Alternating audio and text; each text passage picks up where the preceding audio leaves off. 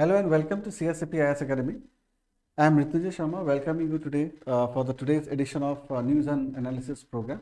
So, as whole 4th November, so as the important news kata silong. Before I move ahead, so would like to request you to join our WhatsApp group and our Telegram group to get all the updates. Interview guidance program আমি already আৰম্ভ কৰিছো যত সবে নিজৰ feedback, personal feedback পাব ইয়াতে. So you will get the idea about how to face the interview, কেনেকৈ interview face কৰিব লাগে. So হেতু এটা complete guidance এটা দিয়া যাব. So all are welcome to appear in the interview guidance program. It is all free of cost. Topic কেটা হল আজি আমাৰ Himalayan glacial lake expansion যোনটো mostly paperত cover হৈছে. India's rise as a global export player in petroleum. Then Aditya L1 mission, first science result. Uniform civil code of news আহিছিলে tribal exemption. তাৰপিছত first Asian Buddhist summit New Delhi হৈ আছে. So এইকেইটা আজি important news তাৰপিছত কিছুমান prefacts আছে চাই লওঁ. প্ৰথম নিউজটো হ'ল Himalayan glacial lake expansion. So ASSAM TRIBUNE এইটো আহিছে ডিটেইলত ফাৰ্ষ্ট নিউজতে যে glacial lake বিলাক কি হয় যেনেকৈ Himalayan এৰিয়াত বহুত কেইটা লেক আছে য'ত বৰফখিনি গলি পেলাই জমা হয় তাতে পানী বৰফখিনি গলি পেলাই পানীবিলাক তাতে জমা হয় সেইখিনি হ'ল গ্লেচিয়াৰ লেক আৰু প্ৰত্যেকটা লেক এনেকৈ কিছুমান প্ৰত্যেকটা সৰু সৰু সৰু ডাঙৰ নদীৰ সোৰ্স হিচাপে গণ্য কৰা যায় তো এতিয়া গ্লোবাল ৱাৰ্মিঙৰ কাৰণে কি হৈছে হিট বাঢ়ি গৈছে চ' সেইকাৰণে বৰফ বেছিকৈ গলা আৰম্ভ হৈছে আৰু সেইকাৰণে যোনবিলাক লেক তাৰে এক্সপানশ্যন হৈছে লেকবিলাকৰ ডায়ামিটাৰবিলাক বাঢ়ি গৈছে এতিয়া এইটো প্ৰব্লেম এইটো হ'ব পাৰে যে বাই চান্স কেতিয়াবা কি হয় যেনেকৈ লেক এটাত বাই চান্স বিৰাট ডাঙৰ গৰাখহনীয়া নিচিনা বিৰাট ডাঙৰ বৰফৰ টুকুৰা কেতিয়াবা ভাঙি পেলাই পৰি যায় তেতিয়া কি হয় যেনেকৈ এক গিলাচ পানীত যেনেকৈ হঠাৎ বৰফ এটা ঢালি দিলে যেনেকৈ পানীখিনি হেৰি হৈ যায় স্পিল অভাৰ হৈ যায় তো সেনেকৈ গ্লেচিয়েল লেক আউটবাৰ্ষ্ট বুলি কয় সেইটো তো গ্লেচিয়েল লেক আউটবাৰ্ষ্ট হ'লে কি হয় তেতিয়া তলৰ এৰিয়াখিনিত ফ্লাড আহি যায় মানে হঠাৎ ফ্লাড আহি যায় সেইটো এটা ৰিস্ক ফেক্টৰ এটা আছে প্লাছ অলৰেডি গ্লোবাল ৱাৰ্মিঙৰ কাৰণে আমাৰ যোনটো ফ্ৰেছ ৱাটাৰ ৰিজাৰ্ভ যোনটো সেইটো আমি বহুত সোনকালে হেৰাই দিম যদি আমাৰ লেকবিলাক যদি এনেকৈ এক্সপাণ্ড হ'ব ধৰে বা গ্লেচিয়াৰখিনি যদি মেল্ট হৈ পেলাই পানীখিনি এনেকৈ যাব ধৰে কাৰণ কি এইখিনি হ'ল ফ্ৰেছ ৱাটাৰ আৰু যেতিয়া এই পানীখিনি যেতিয়া সাগৰত গৈ পেলাই মিলি যায় তেতিয়া সেই সাগৰৰ পানীটো আমি খাব নোৱাৰোঁ সেইখিনি চেলাইন ৱাটাৰ নিমখীয়া পানী তো ফ্ৰেছ ৱাটাৰৰ খাব পৰা পানী এইটো এটা ডাঙৰ চ'ৰ্চ ক'ব গ'লে তো সেইটোৱে নিউজত আহিছে the central water commission report central water কমিশ্যনৰ এটা ৰিপৰ্ট আহিছে যোনটো significant expansion in the area of Himalayan glacial lake. So Himalayan glacial lake significant expansion he said. So from 2011 to 2024, the total area of glacial lakes and other water bodies in the Himalayan region grew by 10.81%. So 10% বৃদ্ধি পাইছে এই almost 2011 or 2024 লৈকে rising from 5,33,401 hectares to 5,91,100 hectares. So, the area to glacial lake or down ho gise. So, glacial lakes within India alone, India bhitorte expanded by 33.7% from 1962 hectares in 2011 to 2623 hectares in 2024. So, এই lake bilakor dangor hole bohol hole problem to ki hobo pare amar risk eta ase risk to hol ki obviously pani বেছিকৈ পাম বা flood আহি যাব পাৰে অৰ্থাৎ আৰু এইখিনি ফ্ৰেছ ৱাটাৰ হয় চ' আমি ফিউচাৰৰ কাৰণে যোনটো আমাৰ ৰিজাৰ্ভ সেই ৰিজাৰ্ভটো আমাৰ লাহে লাহে ভাঙি যাব তো সেইটো এটা ডাঙৰ risk the report identified 67 lakes within India with over 40% increase in surface area so' 67 লেকছত কি হৈছে 40% ইনক্ৰিজ হৈ গৈছে in the surface area marking them as high risk for potential GLOF glacial lake outburst flood তো already আমি last year আমি ছিকিমত দেখিছোঁ সেনেকুৱা হৈছে উত্তৰাখণ্ডত হৈছে চ' লাডাখ হিমাচল প্ৰদেশ উত্তৰাখণ্ড ছিকিম অৰুণাচল প্ৰদেশ আৰু কি areas concern to significant lake expansion so' একেখন ষ্টেটত লাডাখত অৰুণাচল প্ৰদেশত ছিকিমত উত্তৰাখণ্ডত ইয়াৰে ভালেখিনি প্ৰকোপ দেখা যায় বা ৰিস্ক এটা আছে Rapid expansion attributed to accelerated glacier melting due to rising temperature and climate change in the region. So, obviously climate change কাৰণে যোনটো টেম্পাৰেচাৰ ৰাইজ হৈছে সেইটো কাৰণে গ্লেচিয়াৰ মেল্টিং বাঢ়ি গৈছে গ্লেচিয়াৰবিলাকৰ হিমখণ্ডবিলাক সোনকালে গলিব ধৰিছে আৰু সেইটো কাৰণে গোটেই প্ৰব্লেমটো হ'ব ধৰিছে তো ইয়াৰ পৰা ভেজিটেশ্যন ৱাইল্ড লাইফো প্ৰভাৱিত হ'ব এফেক্টেড হ'ব According to Central Water Commission report, which of the following risk is associated with the expansion of Himalayan glacial lakes Landslide affecting upstream areas, decrease in glacial lake water levels, increased risk of glacial lake outburst floods, and lower water availability in downstream areas. So, kuntu option correct hai? You can tick the correct answer and put it in our comment box. Next news to all India's rise as a global export player in petroleum, gemstone, and sugar. So, আমি হেতু এটা নিউজত আহিছে যে last year 2023 ইণ্ডিয়াৰ যিটো export হেতু বাঢ়িছে সো যেতিয়া ইণ্ডিয়াৰ এক্সপোৰ্ট যেতিয়া বাঢ়ে তেতিয়া অবভিয়াসলি ফৰেন এক্সচেঞ্জ মানে যোনটো ব্যালেন্স অফ ট্ৰেড আমাৰ ফালে টিল্টেড হৈ যায় ফৰেন এক্সচেঞ্জ আহে ডলাৰ্স বাঢ়ি যায় সো আমি তেতিয়া বেলেগ উপযোগী বস্তুবিলাক আমি বাহিৰৰ পৰা কিনিব পৰা আমাৰ ক্ষমতা হৈ যায় So India has been seen substantial growth in export competitiveness, especially in petroleum, gemstone, agrochemicals, and sugar. So petroleum মানে obviously আমি crude oil তো কিনো crude oil আমাৰ হিমান নাই আমাৰ deficit so crude oil আমি net আমি imported হয় তো যেখিনি খাৰুৱা তেল যেখিনি কোলা যেখিনি ভাৰী যোনটো তেল হেতু আমি কিনো বাট আমাৰ ৰিফাইনিং কেপাসিটি বহুত বেছি আছে তো ৰিফাইনিং যেতিয়া কৰো তেতিয়া আমাৰ বহুত কেটা লেভেলত মানে প্যাৰাফিন ওয়্যাক্সৰ পৰা আৰম্ভ কৰি পেলাই ডিজেল কেৰোচিন পেট্ৰোলিয়াম gasoline মানে বহুত বস্তু যোনটো ডাউনষ্ট্ৰীম প্ৰডাক্টস বুলি যোনটো কোৱা যায় হেতু level by level হেনেকে যোনটো ফ্ৰেকশনাল ডিস্টিলেশন কৰি পেলাই আমি ইন্ডাস্ট্ৰি পৰা পাওঁ হেনেকে পেলা বহুত বেলেগ নেফথা যেনেকে আছে বেলেগ বেলেগ বস্তু পাওঁ তো এইবিলাক বস্তু আমি ইন্ডিয়া আকৌ এক্সপোৰ্ট কৰে বেলেগ বেলেগ কান্ট্ৰি বিলাকক আৰু হেনেকে পেলা আমি পেট্ৰো ডলাৰ্স আমি হেনেকে ইনকাম কৰো gemstones আমাৰ আকৌ ৰ মেটেৰিয়েল হিচাপে আমি gemstones ইন্ডিয়াত সিমান বেছি নাই Sri Lanka is a very good raw materials country for gemstones as a whole ruby sapphire amethyst eblak jiman colorful stones ase gemstones astrology jo lage heblak but polishing or karone ako India is very good diamond polishing hok gemstone polishing amar gemology bahut branch ase bahut mane heri studies ase amar to henake pelai gemstones ami export koru agrochemicals ami export koru fertilizer productions bahut beshi hoy amar so ami even third world country bilakoko ami agrochemicals ami export koru sugar India has large scale production of sugar so ami amar consumption to hoy plus ami export koru so ekhini pora ei geta category pora ami 2023 phalekhini amar income hoise country khonor so as of 2023 India has become the third largest exporter globally so third largest exporter ami hoy goisu up from 5th position in 2018 as per commerce ministry data So petroleum export reached $84.96 billion in 2023 with global share up to 12.59%. So petroleum export of about 12.59% होगी से. Export share rose to 36.53%. Gemstones और हमार export percentage बढ़ी से. Sugar export quadrupled, सारी गुण होगी से. To $3.72 billion in 2023. Agrochemicals share increased to 10.85%. So agrochemicals तो हमार 10.85% amar growth hoise other sectors increase export in electrical goods tires valves and semiconductor devices so ekita to amar export bahise electrical goods or tires or valves or semiconductor device so drivers of growth ki hai strong agricultural policies adherence to international standards and innovation in high demand sectors so ekita hol amar major drivers ki hor karone karon to ki hor karone karon ki strong agricultural policies like for example like ami MSP ba procurement price like nidharon koru ba ki jomla subsidized schemes ba amar agricultural subsidies like diu so strong agricultural policies India tar pisot adherence to international standards jomla hetu ami maintain koribo karone ami protekta industry try korisu and also innovation in high demand sectors bilakot jontu hetu innovation ami anisu why is it important to study coronal mass ejections so this is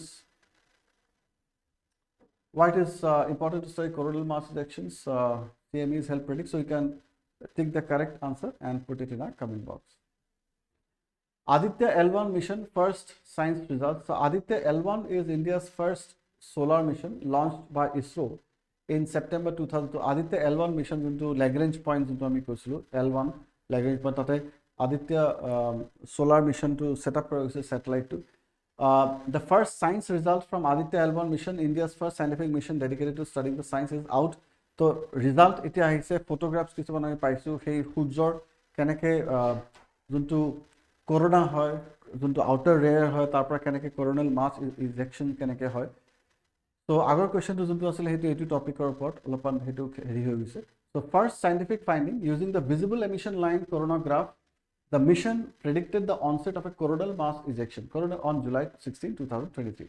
So corona যোনটো হেতু যোনটো এটা corona যোনটো আমাৰ 2020 হেতু হল Biotique যোনটো corona বেমাৰ হেতু নহয়, বাট সূৰ্যৰ যোনটো আউটাৰ ৰিং হেতুকো corona বুলি কয়, যৰ পৰা ম্যাক্সিমাম যোনটো ফ্লেয়াৰ্স ম্যাক্সিমাম এনাৰ্জি যোনটো পৃথিৱীলৈকে আহে আৰু টেম্পাৰেচাৰ বহুত বেছি হয়, তাৰ পৰা বহুত হাই এনাৰ্জি ৰেডিয়েশনস আহে যোনটো coronal mass ejection বুলি কয়। কেতিয়াবা বাঢ়ি গলে কি হয়, আমাৰ টেলিকম এণ্ড টেলিমেট্ৰি আমাৰ যোনবিলাক স্যাটেলাইট ডিভাইস সেইবিলাকত এফেক্টেড হয়, টেলিকমিউনিকেশন এফেক্টেড হৈ যায়। সো হেতু এটা ৰিস্ক এটা থাকে। So VELC developed by the Indian Institute of Astrophysics, IIA, Indian Institute of Astrophysics, Bangalore. The VELC is designed to observe coronal mass ejections and study solar plasma characteristics. So VELC কি হয়, visible emission light line coronagraph.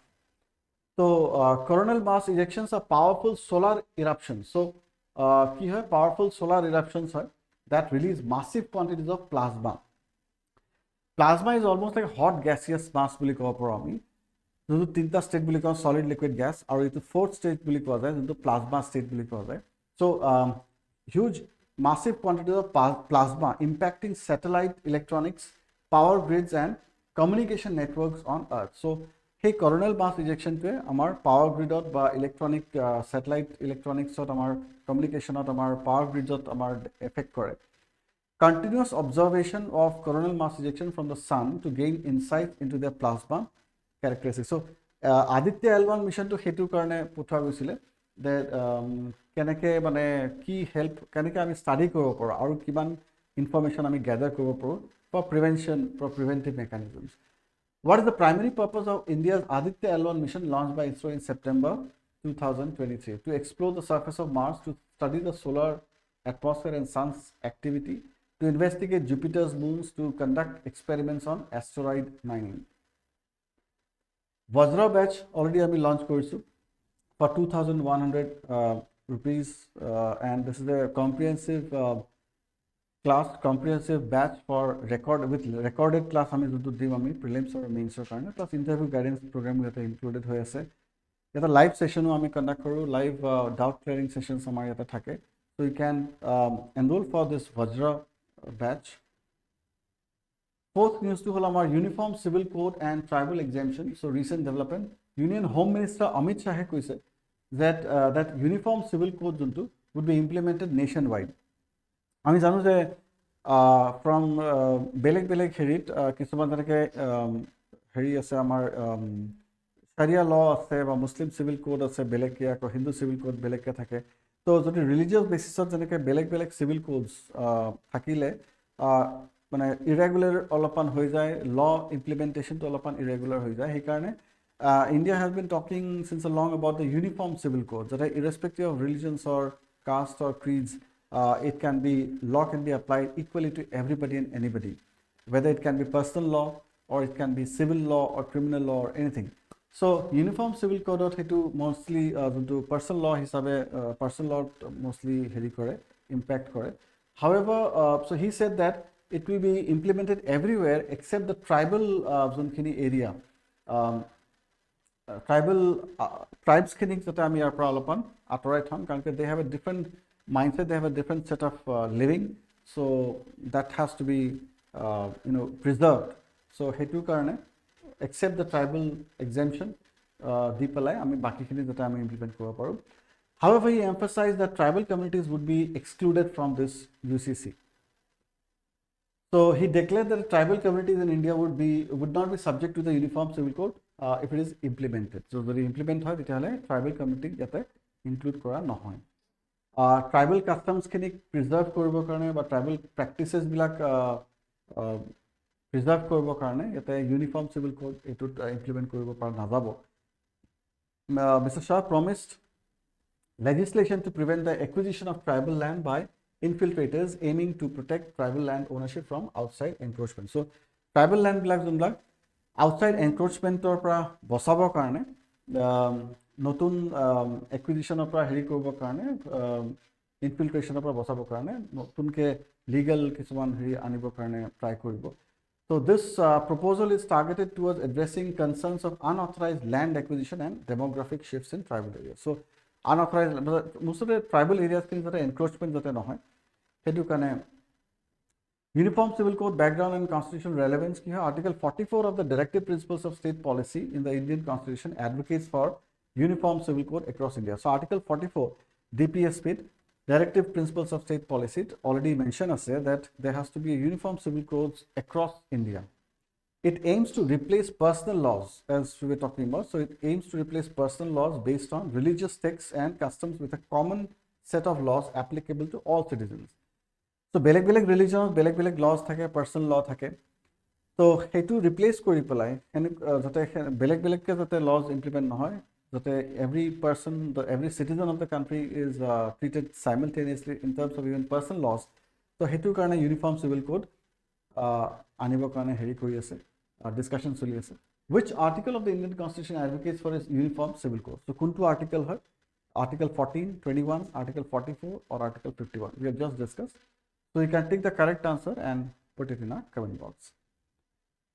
Next news to our first Asian Buddhist Summit in New Delhi. So, Pratham Buddhist Summit New Delhi. Government of India in collaboration with the International Buddhist Confederation is hosting the first ever Asian Buddhist Summit in New Delhi. So, Pratham bar Asian Buddhist Summit New Delhi. The summit aims to strengthen the cultural and spiritual connections among Asian countries through the teachings of Buddhism. So obviously, Gautam Buddha, he started his Siddhartha, so he was native to India. Yarprai Kobagala Buddhism arambo Jainism arambo so Henake Sarifale spread hoise. Bamiyan Buddha asile even in Afghanistan, Taliban regime destroy kora hoisile. So from West Asia or Middle East or East Asia like Buddhism spread hoisile. So first summit junto hetu India New Delhi kora hoise. Kihor karone to strengthen the cultural and spiritual connections among Asian countries. Asian country khinit cultural aru spiritual connection to jata revive koribo pari aru khenake jate bonding to jate olopan bhal koribo pari. Hetu karone ei gute conference to pata hoise. The summit's theme is role of Buddha Dhamma in strengthening Asia. So theme to ki hai junto Buddha Dhamma junto strengthening kore. So junto Dhammam Sharanam Gacchami junto Buddha junto disile teaching disile. So hetu di ami jate gute Asia jate ami ata cohesive network jate ami bandhibo paru ata strengthen jate koribo paru. That is why this aligns with India's Act East policy. So etu Act East policy logoto connected hoye ase junto amar already almost 10 years old ami policy ata pursue kori asu, focusing on collective, inclusive and spiritual growth across Asia. So focusing on collective, comprehensive, inclusive and spiritual growth across Asia. The two-day summit will be inaugurated by President Draupadi Murmu.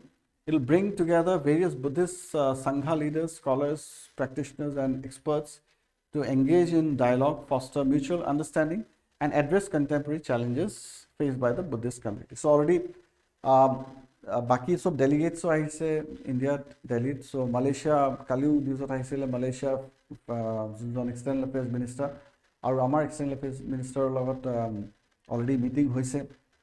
He also came on the occasion of the same summit. Buddhism plays a unique role in the spiritual and cultural history of India and wider pan-Asian region. So Buddhism is a spiritual or cultural history. India spiritual or cultural history logot connected hoise or pan-Asia. It's a connecting link, it's a connecting bond. That is what we can revive. According to Ministry of Culture, the teachings of Buddha have contributed to unified outlook in Asia regarding life, divinity and social values. So, obviously, Buddha's teaching, hekhini, ata juntu life, divinity and social values or upor bhalekhini prabhav pelai, bhalekhini shikkha diye. So, hetu amar use hobo, hetu ami utilize koribo parim for mutual bonding among the countries of Asia.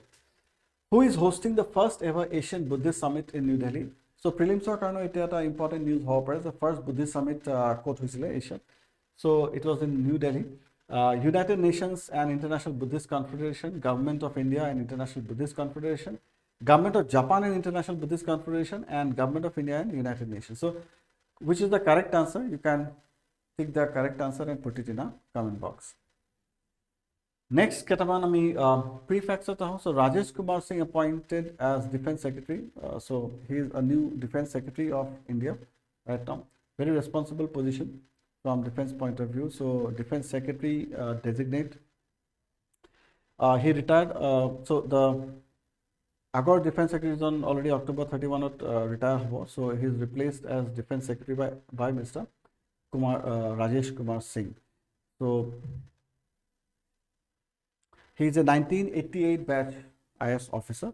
Just a good to know information. Thadao tribe. So, in light of the ethnic situation in Manipur, the organization of Thadao Convention, which was held in Guwahati, Assam, recently issued a 10-point proclamation to safeguard the unique character and legacy of the Thadao tribe. So, Thadao tribe is an indigenous tribe of Manipur, and Guwahati already Thadao Convention organized korisile. So, they are indigenous group that resides in the northeastern state of Manipur in the hill area that borders Imphal Valley. Other names include Tejang, Teruban, Kuki, Aru, Kukihin, and Chilia. So, I mean, northeast was in news for wrong reasons last year and this year also. So, Kuki, Aru, Mete Mazat, I mean, so the Thadao is also the tribe, part of like Kuki, we can say. So, they speak Thadao and Chin language. Chin Manipur or Mizoram or Chin hills connected with. So, they have almost like same culture, same traditions, same lifestyles, and almost the descendant of the same tribes. So, Chin, which are Sino-Tibetan languages. So, Sino-Tibetan language and the Indo-Burmese race are a part, and they are members of the Tibetan-Burmese family. So, Tibetan Burmese family resource into part. Interview guidance program, again one-to-one interview guidance with Sri Anil Swarup sir Lord. All of you can have one-to-one interview guidance session. So, he's a very renowned, he's a retired former coal and education secretary. So, you can get hands-on experience with respect to feedback, proper feedback on 15th, 16th, 17th and 18th of November. So, you can approach the institute and you can get your name registered for this one-to-one session. You will be definitely helped by the feedback that he will share. Brahmastra batch already is going on. So, you can enroll for our Brahmastra batch as well, which is a foundation batch, prelims, mains and interview. So, you will get benefited with the comprehensive batch. Fine. So, that's all for today's news and analysis, and thank you for watching. See you in the next video.